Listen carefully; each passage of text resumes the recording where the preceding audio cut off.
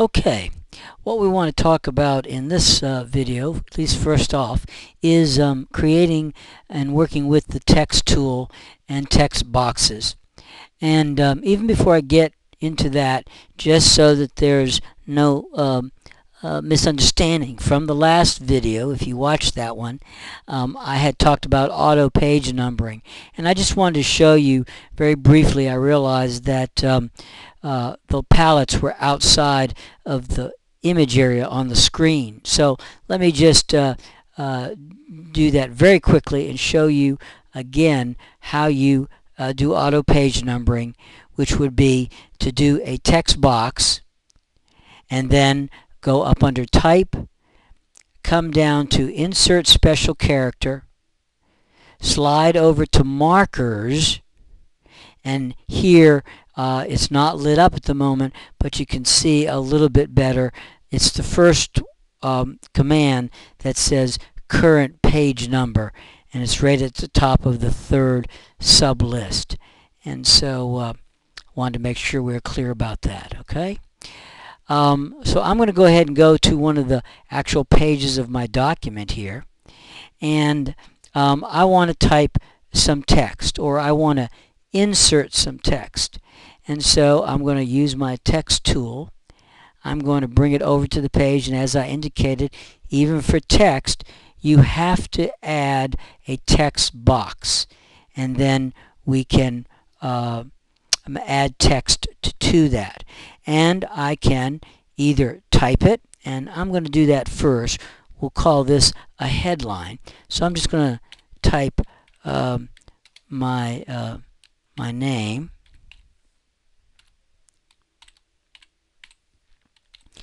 Rick Rice, graphic designer, and then I'm going to highlight it. And we could, the easiest way is to then go up to the top here to our options bar, and you see here you've got your basic typography tools. The first thing we do is we add a size, or in this case increase the size, and so I will go to 36 point type, and I'll even make it a little bit bigger than that. Let's go to 48, and then I will pick a type style, and I have here times, so I'll go ahead and I'll stick with how about let's do times bold. Okay, and so there we are, and I think I'll make it even a little bit bigger. And so I can increase this, or I can simply type in whatever number I want. Remember, type is measured in points. There are 72 points in an inch to give you some idea. So I'm going to highlight this. I'm going to use a shortcut and make it a little bit bigger. And then I have graphic designer. And with my name highlighted, I'll go ahead and pick a color. Okay? And that was for the fill, and we can choose, remember, the fill or the stroke for type or a graphic box from over here, as well as doing the same thing from our swatches box, which right here in the upper corner of our swatches also will indicate the stroke and the fill, or in this case the fact that I have type chosen. It already knows that, so I can do that.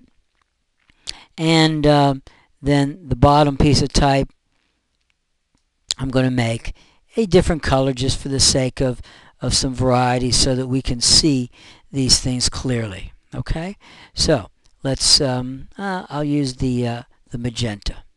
And then the next thing is that I want this centered, not like it is now flush left. And so you can change the alignment, and it's right up. The easiest way is, in fact, your options bar up here, and the truth is I can see it is just to the right, outside of the screen. You see the little pictures of the different kinds of alignment. And so I want centered, and so I will pick the second one on the top row, and there it is. Now the type inside the box can be a different color than the box itself.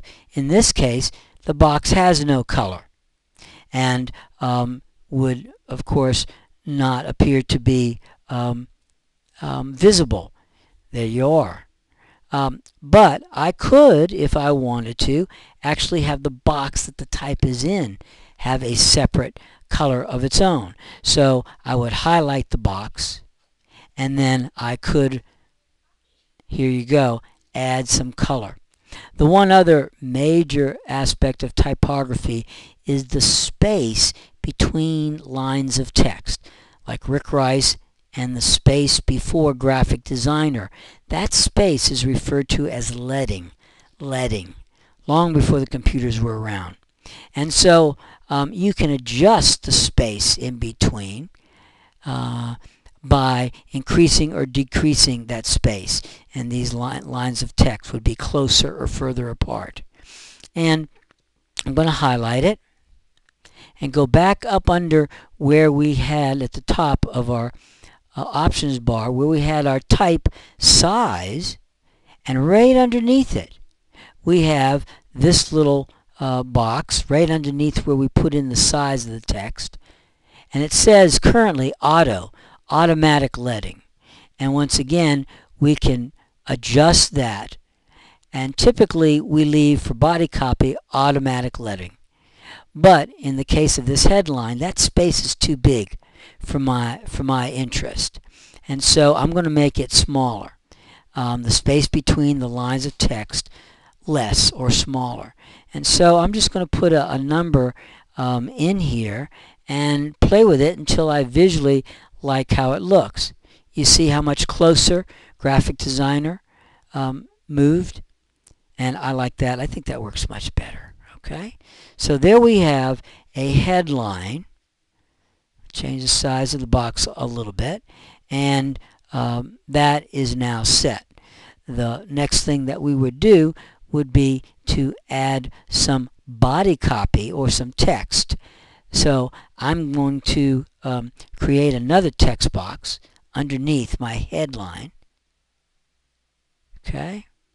First I'm going to deselect the current headline and create another text box down here. And it's ready to take some text. And I am going to import text. You know, quite often we have text that comes from word processing files, or the client would give us the text. And so whenever we want to bring a graphic onto the page or some text onto the page, we use File Place. File Place in our main menu. So I'm going to say File, and here it is. Place, Command D, to place text or to place a graphic if that were the case. So I'm going to get some text, and I just so happen to have some text in a couple of different places that I know of, and so I'm going to get that and drop that in on my my page. And let's see here. I'm just going to get some text that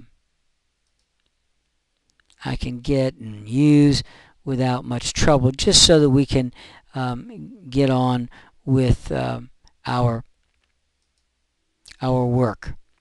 And as again, what would normally happen would be that you would get some text from a client, and then you would come up here and use your place command to get that. And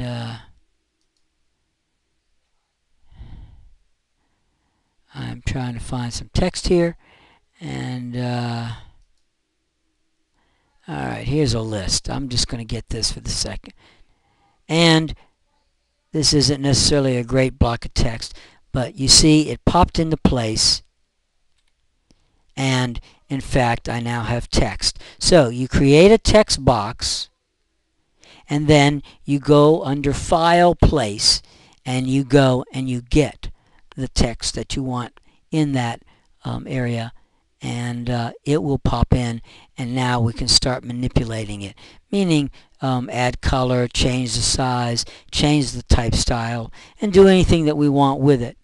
And the text box can be manipulated.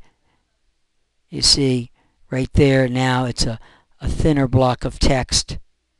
Okay?